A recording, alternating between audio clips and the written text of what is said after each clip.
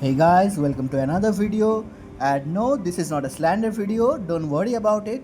This video will be solely based on my predictions or guesses about Tsaritsa's kit or team roles. With Snezhnaya right in the corner, and just like every other region, our beloved Anastasia Fyodorovna Snezhnaya, the Tsaritsa is expected to be released on the version 7.3.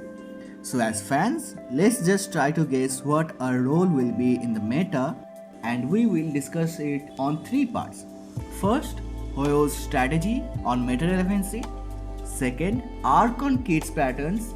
And third, foreshadowing. So before we actually get into Tsaritsa's kit, we have to understand Hoyo's strategy for the Archons in general.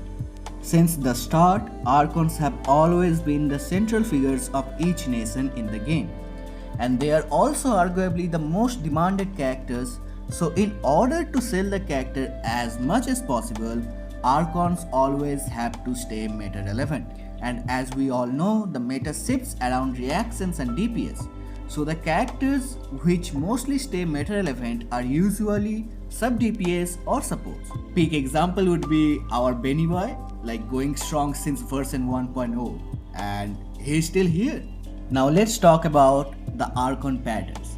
If we look into our Archons, Venti, Zhongli, Raide, Nahida, Furina, Mavika, most of them are sub DPS or support, or both. Like Venti, who is a crowd control slash support. Zhongli is still one of the strongest shields in the game.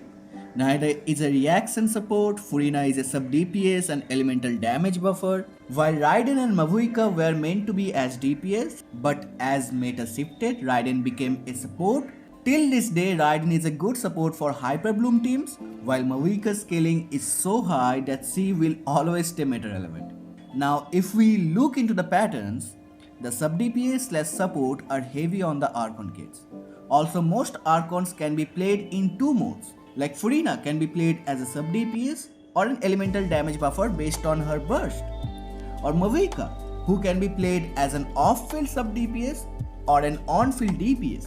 Same goes for Venti and other Archons as well. Now when we are to guess an Archon's kit, we have to follow the factors or the patterns that are very common.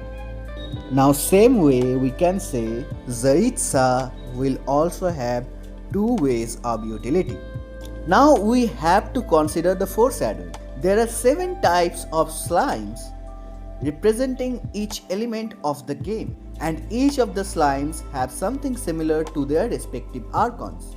Like Anemo slimes can fly just like Venti, Geo slimes can put up a shield just like Zhongli, Electro slimes can share energy, and there are 2 representing Makoto and A. Dendro slimes can cast a flower zone just like Nahida's shrine, Hydro slimes can walk on water just like Furina, and Pyro slimes do a big explosion just like Mavuika's burst.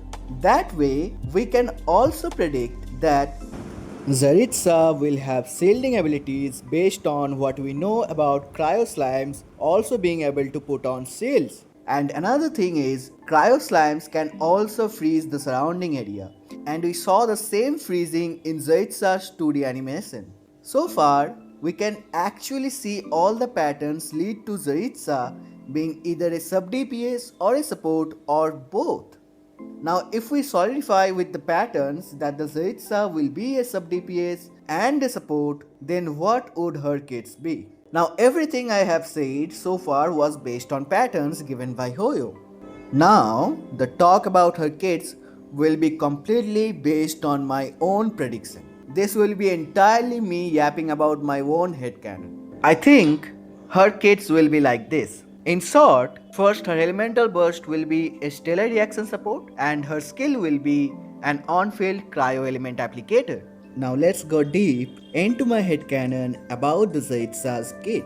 First, let's start with her elemental skill. My guesses would be like, tapping her elemental skill will infuse Tsaritsa's polearm with cryo, so you can use her as an on-field driver, while my guess would say her elemental burst would bring forth a hailstorm in a big radius, which will apply off-field cryo and grant stellar reaction damage bonus. Now I feel like her shielding ability will be added on her elemental burst instead of her skill. Why? Because I think if they add the shielding ability on the skill, then it would be like too weird. People would not focus on Tsaritsa, they will just play her for the shield. And I also think Hoyo would want some spotlight for the most anticipated Archon of the game. So that's why I believe the shielding ability will be on her elemental burst. Now, this is just my video, and I will say sorry to those who don't like these types of videos. I just wanted to share it with you guys. If you have your own predictions about the kids, then share it with us in the comment section. I also stream on Twitch, feel free to check it out. And if you would like to join our Discord server, say it in the comment section and I will provide you the link. Thank you so much again. Bye bye. Take care.